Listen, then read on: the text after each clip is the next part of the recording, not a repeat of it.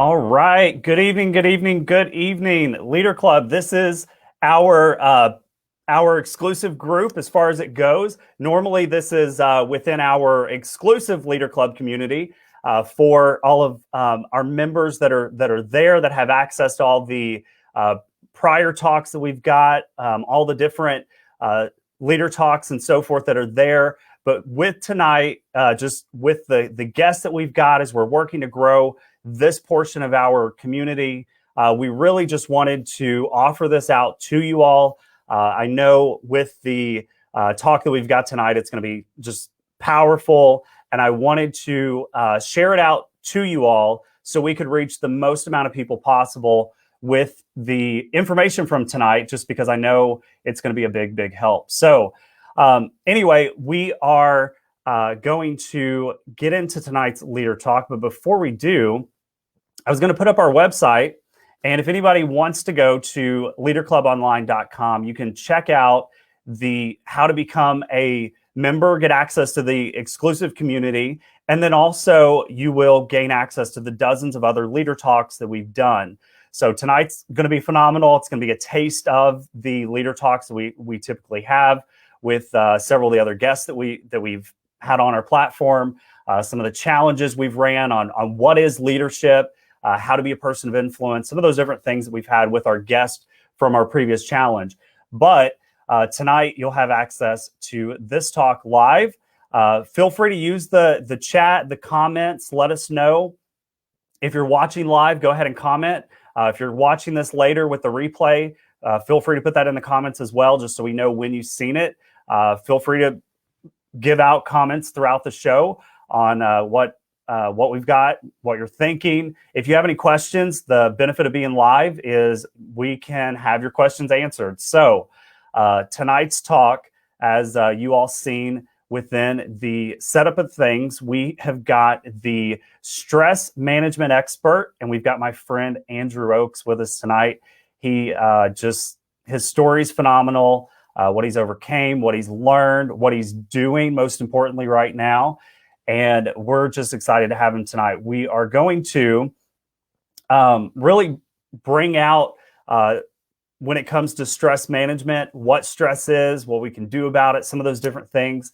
And it's going to be powerful. So you all stay with us as we go throughout the different points, especially finishing up 2020. What a crazy year. No one would have predicted with people and claims and so forth, just about stress being higher than ever before. I just felt like this talk, this setup would just be the best option available for you. So Andrew is the founder of Stress Relief Headquarters, Stress Relief HQ, and we're going to bring him on right now so that he can tell us what's going on. Hey, Andrew, how's it going? What is up, Caleb? How you doing, brother? Doing good, doing good. Tell everybody just a little bit about yourself, what it is that you're doing at the moment, and then we'll get into what stress management expert actually means. All right, so hi, I'm Andrew. I used to go by the world's friend. I love people. I had a tough time growing up, and what happened, I was pretty much psychologically abused by my mom, and she used to call me homophobic slurs from a very early age, and it really messed me up inside. And the reason why she called them to me or called me by those names is because I like jazz music, and I like flowers, and I liked Boys to Men, and there was a lot of different things. So I experienced a bit of turmoil in between my earliest memory all the way up until age 27. And then I went through a life change. I was able to cure my lifelong battle with stress, my lifelong battle with anxiety, and I had anxiety really, really bad. Like my knees would tremble and I'd have to go smoke a cigarette. I was able to beat my depression, and I didn't have just a little bit of the winter depression where the cold wind would come and I'd feel a little bummed or feel a little sad. I hated my life. I hated who I was. I hated everything about it. I wanted to die every day, every single day of my life, even at a birthday party. I was able to manage a new system. I thought that because my maternal side all have mental disorders like bipolar and depression, I thought it was part of my blood. I thought it was who I was. And it turned out it was my behaviors more so than it was my DNA. I'm 35 years old and I'm 8 years past that now. And I've started teaching right from the beginning, teaching other how I did it as well. So that's how I accidentally became a life coach.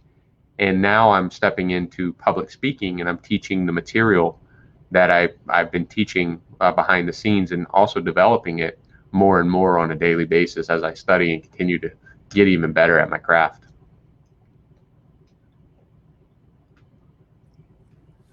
That's absolutely awesome. I love the story. I know we're going to get kind of more into that as we go. Do you want to start off? We hear the word stress all the time, definitely as you're studying and working with people of, this stresses them out. This is going on, whatever it is. Whenever you're talking about stress, getting stress management, some of those things, what do you define? What is your definition for stress? Okay, let's tackle this one. So if you look up stress in a dictionary, you're going to get a total different definition than what I call stress. I believe that stress is an emotion. I believe that stress is a byproduct of your brain meeting a discomfort. Very important. Whenever, say, you're tired, you're beat, you're dog tired, you come home from a hard day's work, and all you want to do is take a shower. You lethargically get into the shower, you barely pull back the shower curtain, and you're just slow moving. But you turn on the water, and somebody's left a little shower popper on, so ice cold water comes out and hits your skin. All of a sudden, that same lifeless body had the reaction skills of a ninja. Maybe you grab the shower head off and point it away from your body, or you duck underneath it if yours not detachable, or you grab the shower curtain, put the shower curtain in between you and the water, or you jump out the shower. Your brain met a discomfort. It filled your body with a tremendous amount of energy. The reason why stress is being put into your body is so you can use that stress energy to remove the discomfort that is causing it. So think about love. I said it was an emotion, right? Stress is an emotion. Think about love. Think about your favorite person.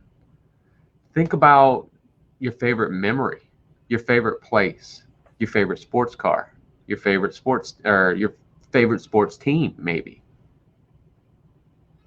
You feel those tingles. Imagine the experience when you're feeling that love. You can feel it moving. Energy in motion. Brain meets discomfort, fills body with stress energy, energy in motion, given to you so you can remove the discomfort causing it. So a lot of people, if you look at the disease rates for heart disease, is the number one killer of people. That's the number one cause of death is heart disease. What is one of the main causes of heart disease? Stress. So the most common death of males under age 40 is suicide. What causes people to want to commit suicide? Stress. Another thing, Gallup conducted a poll and found that 86% of people admitted to being unhappy. And you might think, okay, well, that makes sense. 2020 just happened. Life shifted around. A lot of things happened that we weren't expecting and we did not want in our lives. So the social norms were broken. The way we meet our needs were stripped away from us. We didn't get to hug our loved ones and meet with them and move about freely. And you're thinking maybe that's why 86% of people admitted to being unhappy. Here's the problem. This Gallup poll was conducted in 2016, 4 years before the pandemic. What causes unhappy people? Stress. So I define stress as a byproduct of your brain meeting a discomfort.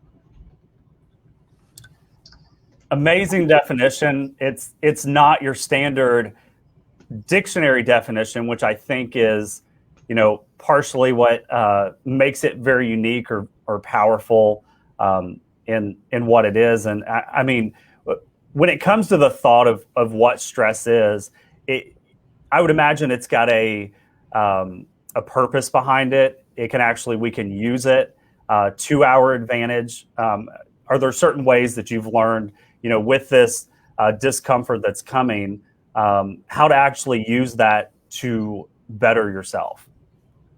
Yeah. I'm gonna switch that up a little bit. People experience stress as a pressure. Like they feel like this pressure's coming down on them. But remember when I said your brain meets a discomfort and it pumps that energy into your body. So imagine your body now is this vessel, just like a bladder, right? Just like your bladder, if you have to tinkle. Some people have a large capacity, some people have a very small capacity. So you have a bladder or a capacity for stress, just like you do for urine. Your brain meets a discomfort, say you bang your knee on the dresser, it starts to pump energy into the body. All right, so a little bit of air goes in. Say you have a hole in your sock and you're walking and you can feel it, it's driving you crazy. Maybe there's a rock in that shoe too. Maybe you have a long nose hair tickling your face in the middle of a board meeting. Or you trying to close a contract with a prospective client, right? And maybe your belt's too tight because you gained some 2020 weight. Maybe your underwear are too tight as well because you gained 2020 weight, or maybe you lost a little weight and they're too loose and you're just like always constantly having to try to shift and change your clothes. Your brain meets a discomfort, pumps more into the body. So you're getting all this energy, you're building up all this pressure. So people are describing stress as a pressure, but is it this balloon's fault for creating so much pressure? Or is it the fault of the discomfort that's being pushed into it? So what I teach for people to start to relieve and to naturally use the process of stress is to use the energy. See, effort is the kryptonite to stress. Effort is the kryptonite to anxiety, to depression. Stress, anxiety, and depression are all little sisters. They're best friends. They're all married together. And as you get to know my philosophy, you'll see how they all intertwine, but it all starts with stress. If you use that energy to move the dresser, you let a little bit of air out of your balloon, you trim the nose hair, you fix the mailbox, you clean the cup holder, it starts to take away the pressure that you're experiencing. And here's where anxiety comes from. Imagine this. I just keep facing discomfort after discomfort and I take it on, take it on, take it on, take it on.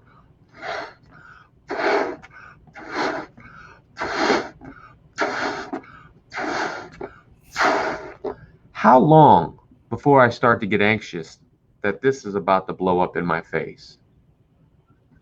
That's the beginning of anxiety. I love that example. I personally, love the kind of object lesson, some of those things. I tend to, I think, learn in that capacity a little bit better. But, really as it comes to what you're saying, I think of how many stresses, the discomforts do we allow day after day after day in our lives, when to me, I'm a very practical guy. It's just like, what can we do to fix this? And I realize there may be times, it just maybe a matter of a conversation, whatever it is, you're good. But sometimes there's practical things that we can actually do to eliminate this stress. And I remember pretty early on in our marriage, my wife and I, one of the stresses that we would constantly have was when we got ready to go, we would get in the car, we'd, ready to leave. And this was a few years back when cell phones, batteries needed to be charged like all the time. So I can remember one of our things was we would get in the car, ready to back out of the driveway, and we would realize, oh, we don't have a car charger. Okay, where's the car charger? We've taken the cord into the house to charge the phone. And so there was this constant stress going on because it was like, okay, my charger's in the house. I didn't bring it to the car. I've got to remember when I leave to get my keys and my charger and whatever else for the vehicle. And I just simply remember, got online, went online, found, the certified cords that they had to be, and for on sale for $2. And I'm like, you know what? There's going to be 2 chargers in each car. We're going to have a charger by the nightstand. We're going to have a charger here. So we don't have to move chargers all the time, because it became like a constant stress that was added on top of everything else. And, the example they say of the straw that broke the camel's back. Yes. Well, it was the one straw that, to me, is like, okay, well, how can we reduce or take some of these straws off the camel's back?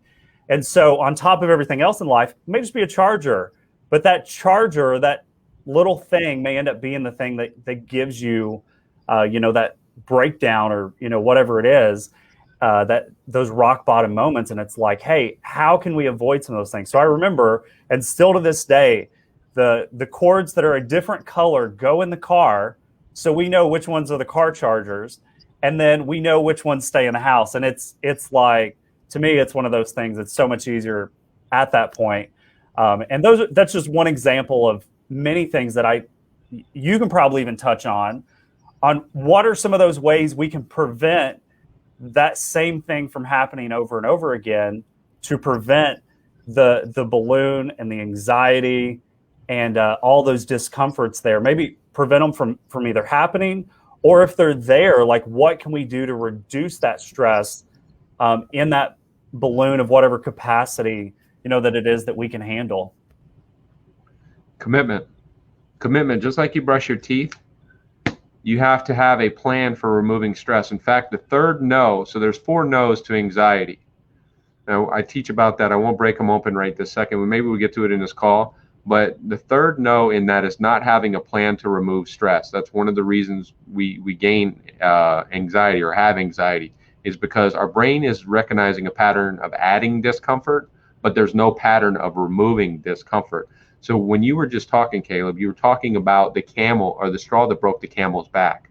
Just like that one little move, excellent, kudos, good job there, because what you did is you removed the discomfort from your life.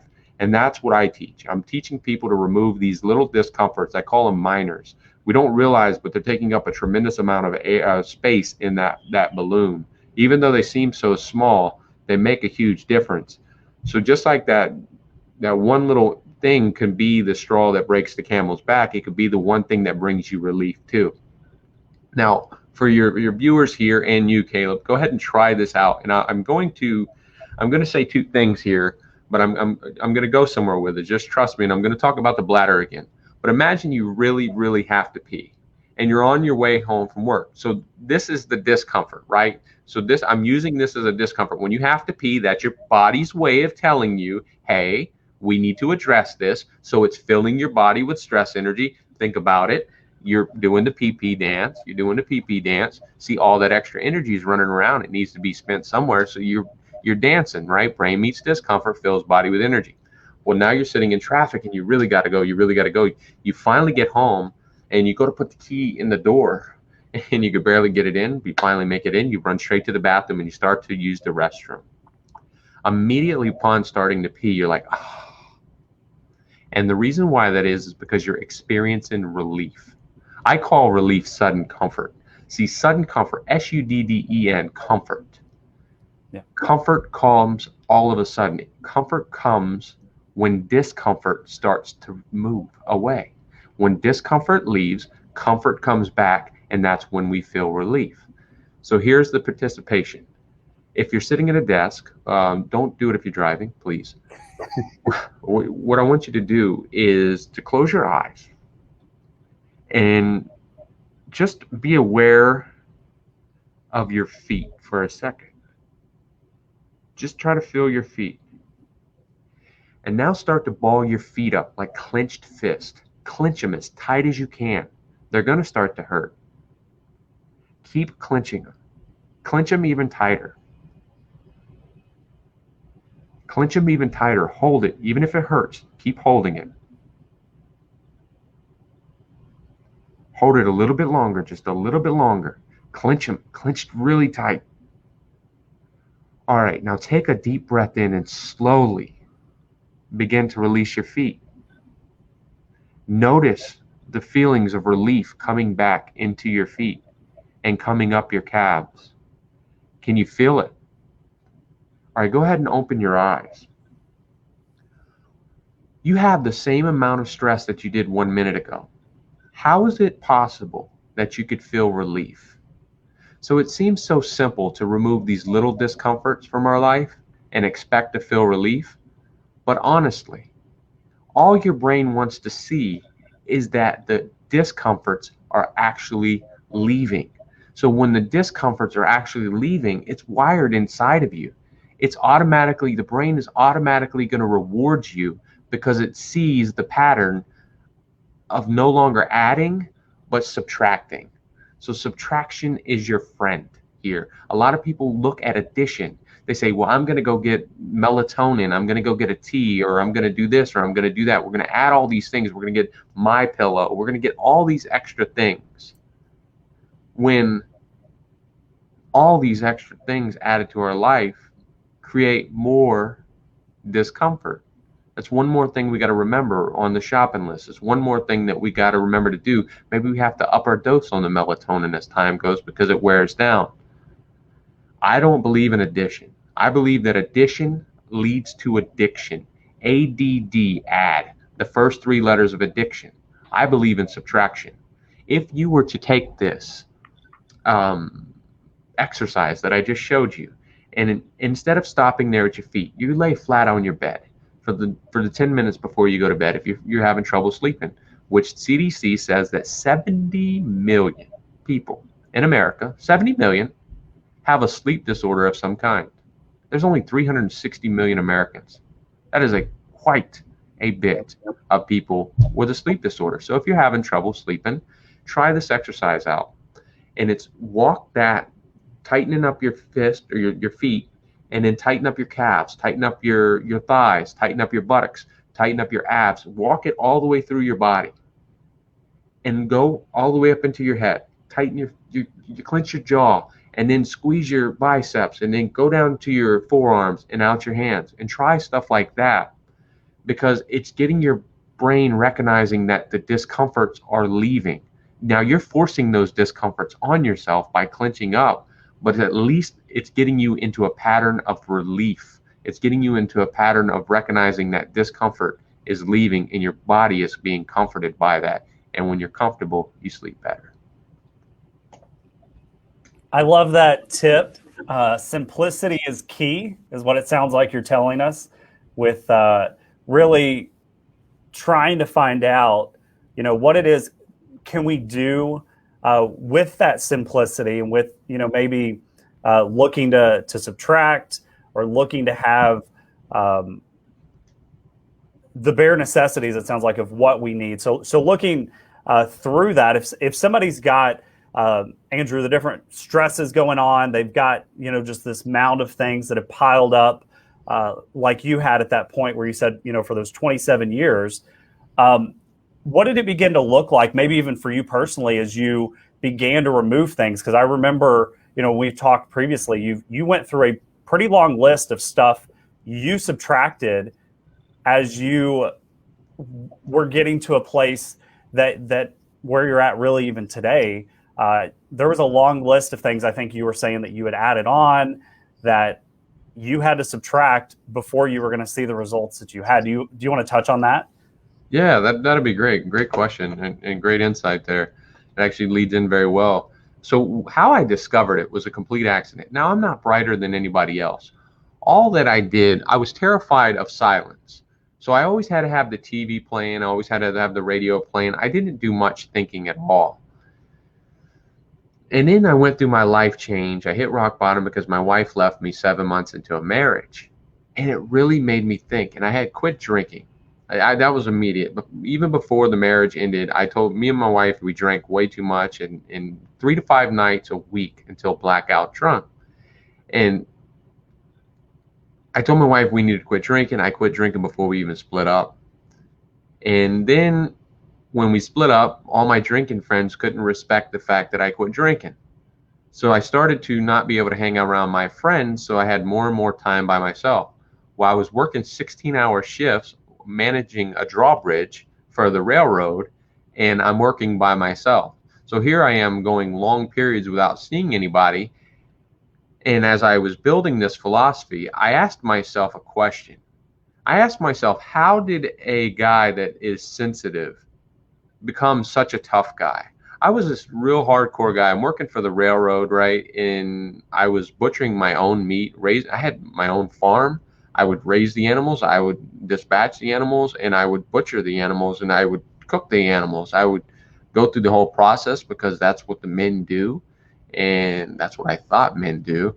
I was a hunter. I tell you how hardcore I was. We had a 14-foot John boat, and we got a 12-foot, 545-pound alligator, and we put him in the boat with us. That was the biggest one we ever killed. Alligator hunting multiple times, and I was just really always trying to be this tough guy. And when I found myself at rock bottom, I was asking myself, how did I get to such a miserable life? How did I get into a life that I hated? And I didn't expect the answer that came back. When the answer came back, it was because I wasn't comfortable with who I was. And it's like this bomb went off in my head. Boom. I was trying to be like everybody else. My mom called me all those homophobic slurs. So I tried to be this tough guy to mask who I was.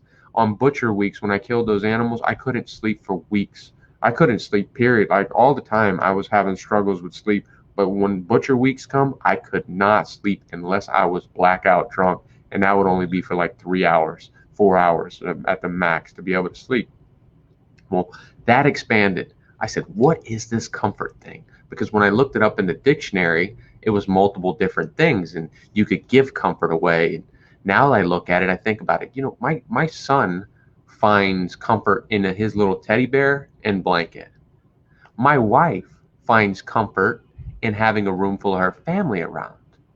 And you might find comfort a different way. My millionaire friend, he finds comfort in having a very large bank account. So, what is comfort? And I thought about it, and I thought about it, and the answer came back. Comfort is nothing more than the lack of discomfort. Comfort is nothing more than the lack of discomfort. So I realized that if I wanted to be happy, the purest form of happiness is comfort. You look at the best salesman. This is something for your leaders out there. You look at the best salesmen out there. They're comfortable. They're comfortable making decisions. They're comfortable with their material. They're comfortable with the customer. They're comfortable with interaction. They're very comfortable. And if a salesman is not comfortable, women have these little feelers. They tell men all the time. It's like, I don't know what it is about him, but he's just kind of weird. He gives off a weird vibe. Well, he's out of comfort. He's not passing off comfort. So when he's in a state of discomfort, he shows that, hey, he can't be trusted. So comfort is very important to everything that we do. So I knew that comfort was nothing more than a lack of discomfort. I started to remove the discomforts from my life. It was just a surprise, and it was given to me by God. It was just this wonderful timing, and it's not because I'm brighter and smarter than anybody else, because I hadn't even read a book until I was 27 years old. It would be another year before I could actually read a book. That's another story. But here's the deal. I started to move the dresser. I shaved my beard. I started taking care of myself. I started doing the things by removing these discomforts from my life, but I realized I had some discomforts left over. Every time I started to feel anxious, I would go smoke a cigarette, or I would want to go drink, even though I quit drinking at that point. And I'm like looking at my life like, oh, wait a second. Think about this. If a kid came up and kicked you in your shin and you handed him a Snickers bar, what's the odds that he would come back and kick you again tomorrow? So every time your brain wants another cigarette or it wants another hit of whatever it is, even if you're constantly on your phone or something, your brain's getting these little hits of dopamine. So we get addicted to these little hits. So if you reward stress, if you reward anxiety, if you reward depression with a whole bunch of vices, if you're not aware of your vices, then what's going to happen is you're going to get really, really attached to keeping stress in your life. so you have a reason to go to those vices. So what I did, as soon as I realized I was rewarding discomfort, I quit smoking cigarettes. And I was a 2-pack a day smoker. I quit drinking caffeine. I would drink 2 Monster energy drinks and probably about a 2 liter of soda every day. I didn't drink water for weeks at a time. It was always caffeine or Powerade. I quit chewing my nails. I quit playing video games. I quit watching TV. I quit masturbation. I quit every single vice. Now that's too much information. I get it. But I quit every single vice that was in my life that could be rewarding the stress, the anxiety, and the depression. And the weirdest thing happened. It started to float away. Now, I'm not asking anybody else to quit their vices like I did, to make their mental disorders or mental issues or their mental pain, the cramping, the stress. You don't have to do that. But what you do have to do is focus in on 2 things: removing stress, removing the discomfort, the root of stress, and paying attention to your behaviors around your vices. So maybe if you do feel really anxious, don't go reward it with the cigarette. Wait, calm down, and then go out and seek the vice. Because when we do seek the vice, what happens is when I smoke the cigarette, now my teeth are yellow. I have to go to the doctor. My wife hates it. It costs a lot of money, constant phlegm and cough, right? So it's adding back a whole bunch of discomforts. So we're trying to relieve pressure from the balloon, but what we're seeking relief in is actually filling the balloon up even further. I love that analogy there, because it's very true that it's like what we end up doing. And I mean, really, when you think about it, we've had the stressful day. We want to come home. We want to eat the gallon of ice cream, whatever it is, just because we've got that balloon that's inflated and we've got to just relieve stress in some way possible. Now, the tub of ice cream, the smoking, whatever it is, it's like, okay, that as a result of trying to deflate the balloon, we end up inflating it more because we're adding to those stresses, as you just stated. You mentioned basically waiting, kind of taking a breath before, so it's not like you're rewarding the stress or rewarding, what's going on there. Have you found, I guess, positive, I don't necessarily think within that portion of it, ways of, when that happens, of relieving the stress, of a good option in place? So, instead of the tub of ice cream, maybe you're coming home and eating fruit, or, something else in place there. Like, have you found tips and tricks within that portion? Or is your advice for us just to kind of chill out, give yourself a minute, so it's not as if you're rewarding the stress and so forth that's coming into play? Oh, that's a great question. Think about it like this. If you go to the gym for a couple days in a row, how badly do you want to eat the ice cream? You only want to eat the ice cream poorly or bad, really, really bad. You only want to eat it really, really bad on the days that you perform poorly. Think about a day or two of doing chores around the house. You go to sleep feeling more fulfilled because you're removing the discomforts from your life. This is the pattern that we're supposed to be rewarded with. But what we do when we seek advice is we get the comfort up front. We get the comfort up front. We're being comforted by it because it is meeting our needs in such a great way. But the problem is you're going to have to pay for it on the back end with discomfort. But I'm going to tell you what, life gets really, really good when you can take the discomfort up front and then take the comfort on the back end. So if you have a really bad day, try not to go home and sulk. Try not to go home and reward it.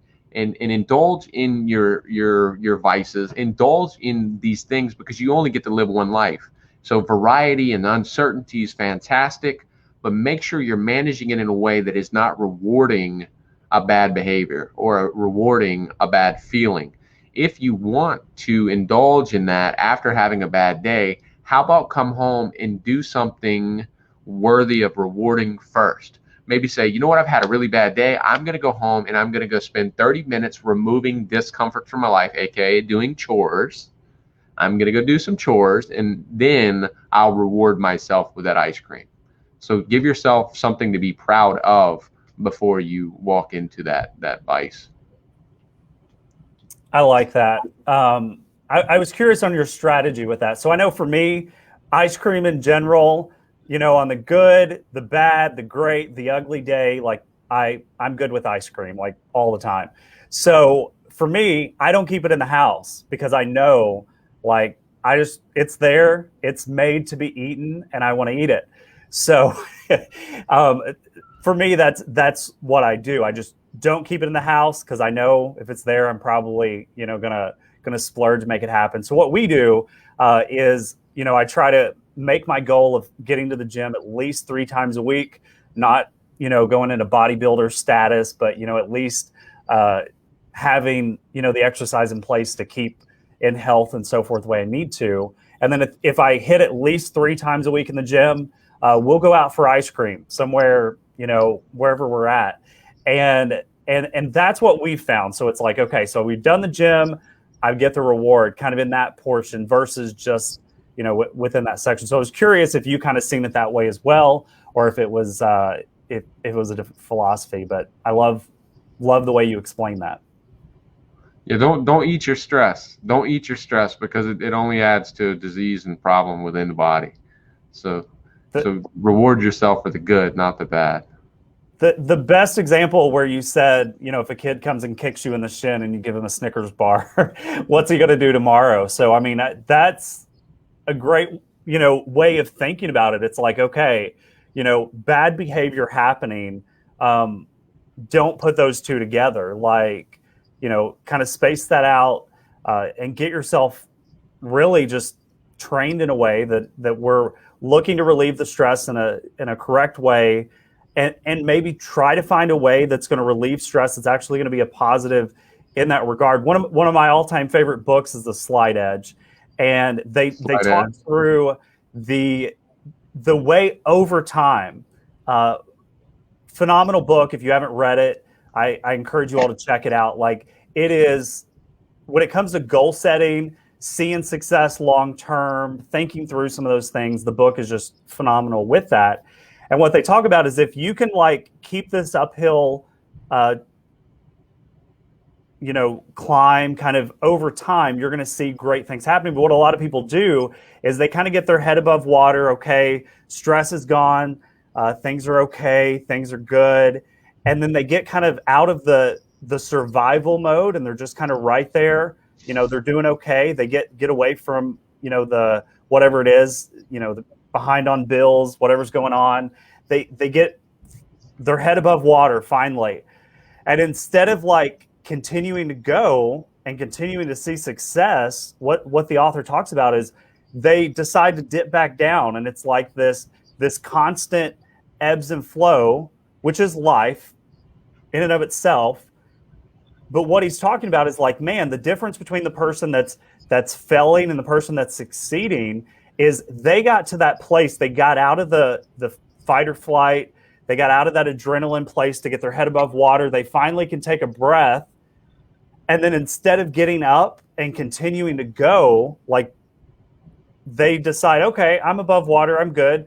And then they sink back down. And then it's this struggle to get your head back above water. And then we decide to sink back down. So he talks through the book that just the importance of if you can get yourself to a place where you're surviving, where you're doing okay, kind of that middle ground, middle of the road spot, you have everything you need to succeed and actually see success long term. Because what you did to get your head above water, keep doing that, and you're gonna be fine. He said basically what it takes to get your head above water. What you've talked about tonight, Andrew, with removing the stresses, don't reward the bad behaviors, some of those different things, which are so simple, but yet it's exactly what works. And then keep doing that. Don't say, oh, well, I tried what he talked about. I got my head above water. Everything's great.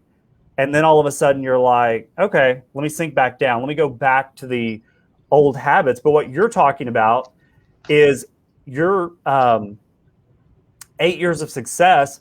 you remove some things that you haven't added back over the last 8 years, correct? That's right. You've done things, and you didn't just go until you've seen better results and then, okay, I'll go back to the way things were. You're like, okay, this is working. Let me keep doing this so that I can see good results long term. And I think one thing you talk about as well, you talk about the people that are the most comfortable, and you kind of go through what the people that are the most comfortable are and what they do. And I think you've already hit on part of it, but I don't know if that's something you want to touch on as well. The people you found who are most successful in the comfort when it comes to this. Yeah, when somebody's able to sit in the front of their brain, which is the comfort part of your brain, so you have to be in a state of comfort to use your full brain. So when you get into a place or you're about to go on that first date and you're like, I can't even find my words, like your vocabulary can be really big. You could be a really good studier, but all of a sudden you can't get it because you're trapped in the bottom of your brain. You're trapped in the fight or flight. So that comfort is very important. But the way to get that comfort is to remove the discomfort. So you can be comfortable in many situations. You can walk into these situations if you will manage your own discomfort. Write a list out once a week, all the little discomforts you can remove. Don't worry about the big ones. Mom's got cancer, whatever. Those are the big discomforts. But you have the capacity. In fact, be a really good family member. Be a good person to yourself and make that extra room, because life is hard. Hard discomforts are coming for every single one of us. So if we have that extra space, we can maybe help arrange things at our mom's funeral. We can be there for our family members and be that rock and be that toughness. So try to always be working on a little list, removing those little discomforts so you can stay very close to a state of discomfort. When you were talking, Caleb, about people hitting that growth level, what I made a video, TikTok. It went pretty viral, and it was a little controversial, and some people didn't like it. But I said I am so grateful for hitting rock bottom, and I see other people that hit rock bottom, and I study these books, and I study people that I'm working with, and I really love when people hit rock bottom. I pity the person that never hits rock bottom and that stays in that little neutral zone, because they never hit rock bottom. But here's the deal. The guy that does hit rock bottom, he doesn't come back to that little neutral zone and stop. He usually keeps on climbing because the fear of the bottom keeps pushing him. So he has not only the pressure behind him pushing him forward, the fear of having it happen again in the future. So everything's working for him to push through that. And I believe that people hit this level of growth. And I used to do it. I used to get really good friends, and then I would sabotage my life. I would be doing really good on my diet, and then I would gain 50 pounds. I would be in a relationship for 3 years. I was notorious for having 3-year relationships. When I was 14 to 17, I had a girlfriend. From 18 to 21, I had a girlfriend. From 24 to 27, I had a girlfriend that became a wife, and then the relationship ended. Well, I was on a 3-year streak. Well, I was always defeating myself. And I looked at my life like, why would I be doing it? And then I found out Tony Robbins' 6 basic human needs. Everybody has a need for certainty, uncertainty and variety, significance, love and connection, ding, ding, ding, growth, and contribution. I was shattering my life just so I could grow because I was too weak to take on the discomforts it took to grow past my ceiling. So I would meet my ceiling and I would shatter it again so I could rebuild it. So I believe that's where that flux comes from, is we desire that need to grow, and that's the only way to get it, unless we want to take on some fear and bust through that mantle. So powerful. I mean, man, if we can like grasp that and actually apply it, the results we're going to see as leaders, as individuals, in our families, organizations, whatever we've got going on. Because I mean, it really is just the balloon analogy, is such a great way to think about. life's going to happen. Things are going to happen. Stresses are going to happen. Like, no ifs, ands, or buts about it. They will. It's a matter of, are we going to have the balloon so inflated that when something comes up that we can't control,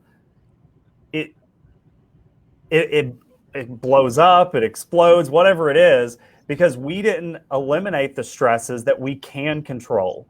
Now, things are going to happen. It's just, as I said, life. But it's like, man, the list idea that Andrew just gave is like powerful. I'm like, I'm going to start that.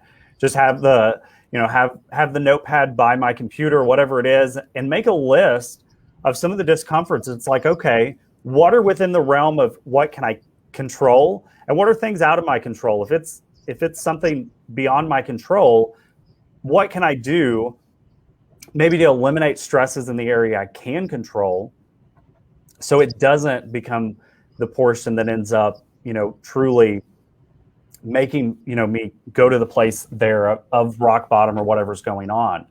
And then let's continue to make the great decisions that we can. So as those things come, we can face those, have, proper reactions, proper, ways of facing those things there. So really, Andrew, even on your website, like one of my favorite quotes there at the top, if you go and check out his website, which I'll put here at the bottom again, is you talk about conquering stress before it conquers you. And like really like just truly getting victory over it. We know stress is gonna be there, whatever it is. What are some ways, I guess, that we can officially like truly conquer, get victory over this?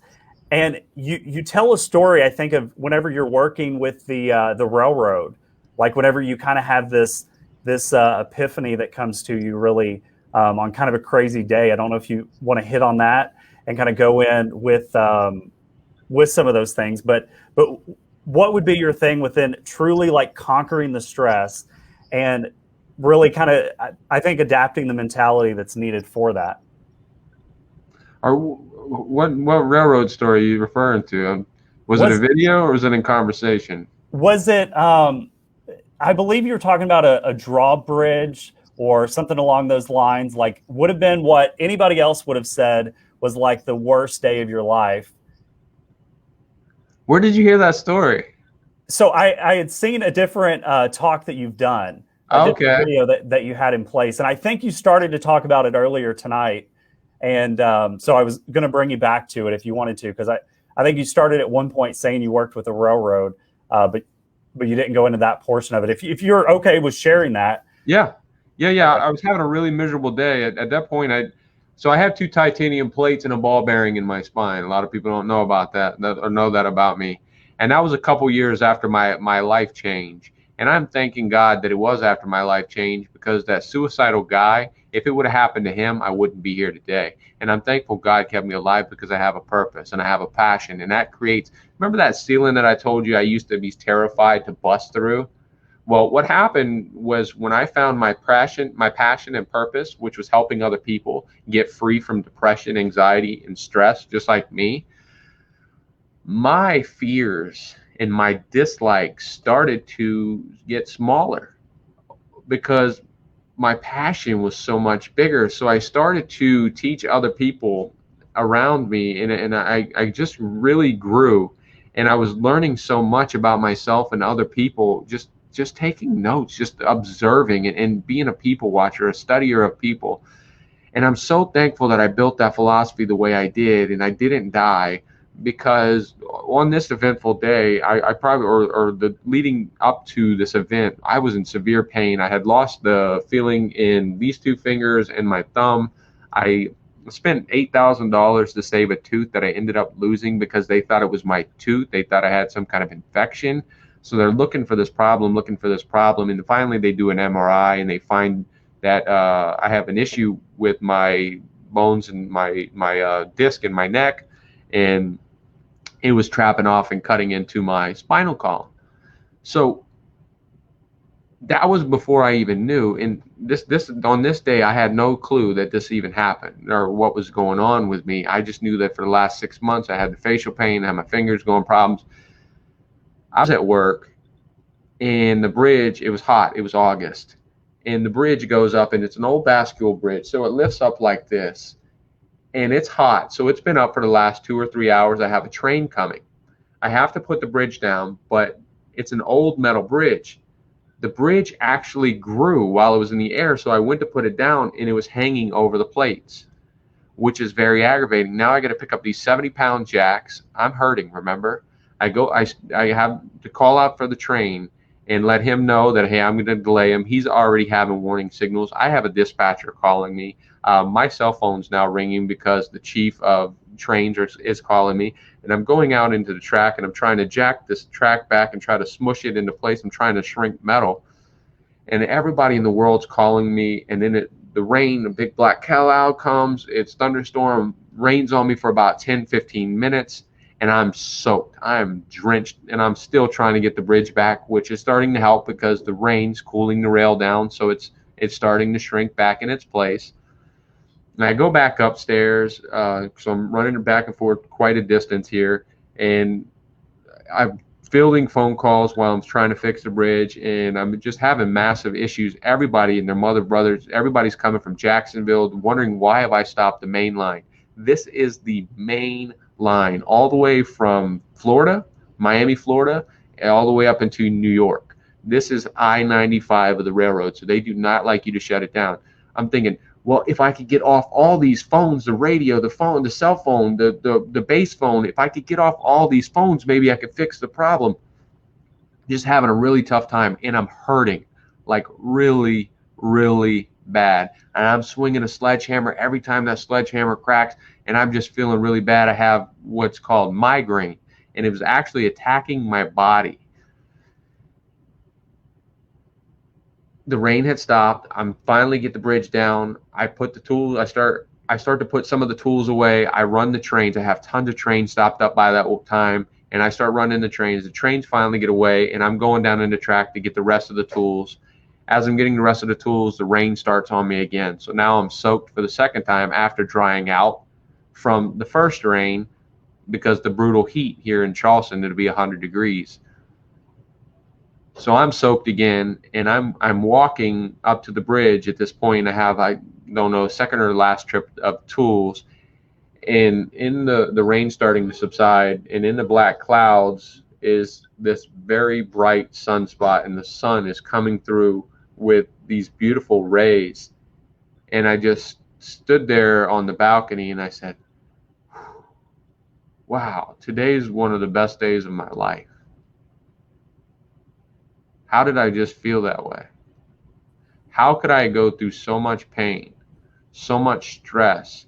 Oh, we're going to have your job. You know, people threatening me. And that bad of a moment, and feel so much gratitude, appreciation, comfort, happiness, all in that moment, in that little ball.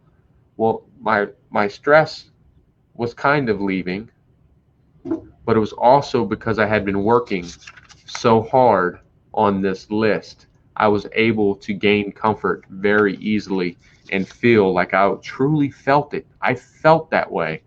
Yep. That I had that comfort in my life. I just love that story. Even when I had heard it, it was like, wow. Because to me, you think of the analogy or the old saying, you know, I would hear growing up, you know, make it like water on a duck's back, and just basically like let it roll. Don't absorb it. There's gonna be things that happen to you in life, and really like the same thing could happen to me, and I could have a complete meltdown, breakdown, whatever as a result. And you can be on the other side of it, the exact same thing happening to you. And you're like, oh, this is the best day ever. And really, like we think about it, it's not, you know, it's like the quote that says it's not necessarily what happens to us in life, but it's, man, how do we react like when those things happen? Do we allow to take those things personally? Do we allow the worst day ever that we could have, making it to a place that you can find the sunshine in the crazy storm and everything going on? And really, it's just so powerful to think like, okay, the very thing that we're stressing about today, whatever it is, like someone on the other side of the world could be praying for the very thing that we're complaining about. And it's Yeah. like, we're complaining about, okay, well, food, whatever I had today, it was only, something cheap or whatever. It was just a $5 rotisserie chicken from the grocery store tonight, and or canned of tuna or rice and beans, whatever it is. And it's like, man, somebody else is way happier with way less sometimes what we've got. And I think really just adapting a mentality of like, hey, things are going to happen. I'm not going to react. When the stresses come, you know what? I'm not going to allow them to go into the balloon and kind of inflate it. I'm going to be good with it. I'm going to keep going on. I'm going to learn to not let all of those things in and take so many things personally that do build up tension. And really, one of the biggest things I've found, and Andrew, you know way more about the topic than I do, so maybe you can hit on it. But for me, learning to adopt the mentality of gratitude has been like one of the biggest things for me. And I actually heard, honestly, the first time I heard about this, I think it was Oprah Winfrey.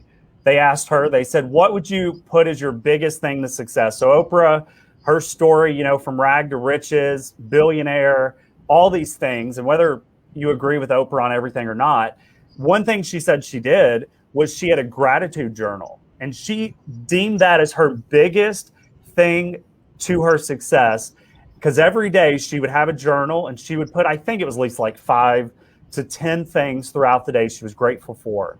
And this is something I've adopted over the last few years. I've not been super consistent with it the last few weeks. I've really been working to make it more consistent. But every day I'll put in at least 3 to 5 things I'm grateful for. If it's no more than great cup of coffee in the morning, phone conversation, whatever it was that I'm thankful for from that day. And really, I've started noticing I'm programming to where I start looking for things to be grateful for throughout the day versus looking for all the things that really bother me. And I think, too, we can kind of adopt the difference of mentality, because what most people would look at with that story of the bridge and the job and the pain and all the infections and all those things going on, it's like, man, this should like completely wreck your life. But at the end of it, you're like, this is a pretty great day. What have you taken away, I guess, from it, from that day moving forward, that have really helped you prevent what should be a stress from actually falling into that category or into that balloon of actually becoming a stress? Caleb, dude, you just took my head. I love talking to people. If anybody's out there, Leader Club, get you some people to talk to that are into positivity, that are into these things, because they're going to channel your brain in a different way.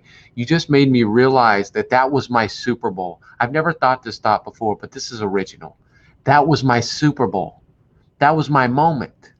That was my moment to really test to see if my philosophy worked. You got to train. You got to do your homework. You got to put in the time. You got to put in the work, because your Super Bowl's coming too. Your boss is going to say something to you. Your husband's going to say something to you. Something's going to happen in your life where you're going to have a Super Bowl too. You got to get prepared. You got to be ready. When Caleb was just talking, man, you did it good. We haven't even had this conversation. That's what's so cool, is queuing off on this, man, is he was talking about the differences in your mood and the differences in your response to something. And think about this. You're getting ready for bad day. Everything went wrong. It doesn't always seem like your clothes get caught on the door on your bad days, or something always happens on your bad day. And it's just like, it's one of those days, right? Bad day.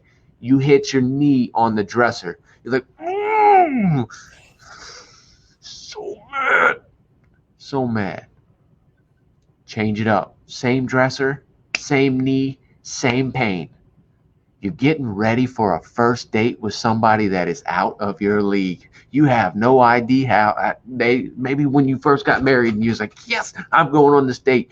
and you're all excited. You get dressed up. You spray a cologne or perfume on. You run by. You bang your knee on the dresser. Same pain, different reaction. Why was that? Because your brain was in a different place. So preparing for your Super Bowl, that's the way to try to jump over that. That's the way to channel that excitement, to be okay with these little discomforts. Another way that you can look at your life and remove discomfort from your life, and I'm not talking about just moving the dress or the physical activities of these things. Another way that you can remove stress from your life is look at old memories, the ones that hurt you. My mom calling me a faggot and a queer used to break me. But guess what? They strengthened me now. I got flowers tattooed on me now. It doesn't bother me. If my mom didn't do that to me, my mom hurt too, by the way. She grew up with a lot of abuse. It was a hurting child raising a child. And me and my mom get along great now. But if my mom didn't do that to me growing up, I wouldn't be saving people's lives now. I wouldn't have a story to call from that other people can relate to. So when you look at your memories that hurt you, try to change the assignment of meaning. My assignment of meaning that I used to give was, I'm never good enough for my mom. I'm never tough enough for my mom. I'm not good enough as who I am. When they forced me to take Ritalin in 3rd grade because I'm ADHD and I couldn't sit still, I thought nobody loved me. And I carried that with me until I was 27 years old. I thought no one loved me because I was ADHD and I was different. Even though people did love me, my wife loved me very much. My dad loved me very much. I made it incredibly hard on them because I wanted them to prove that they loved me, because I did not love myself. And when I did not love myself, I didn't believe anyone else could love me. So I look at Ritalin or ADHD now is no longer they didn't love me. It's my ADHD was my superpower. Nobody else knew it. But I have hyper focus. I can focus on things. I can create things that nobody else can see. And then I can make them real life. So now ADHD is a blessing for me. So if you look at all these things that ever hurt you along the way, and you just try to change the assignment of meaning, you will realize a tremendous amount of pressure starts to remove itself from your balloon. You're going to cry, maybe. When it comes, allow yourself to cry, because when you cry, the discomforts are actually leaving your balloon. So don't be hardcore and try not to cry. Allow that to come out and always look back and say, hey, where's the discomforts I can remove from my history, from my thoughts? Like if you're beating yourself up because you made a mistake, maybe you cheated on a boyfriend that you thought was going to be forever, or maybe you did something that you regretted, you stole something, but you haven't stole something since. Maybe that memory is a great memory because it makes you a better person, because you remember how bad it hurt and you'll never do it again. So try to look back and always change that assignment of meaning and always be attacking. Constantly do your homework.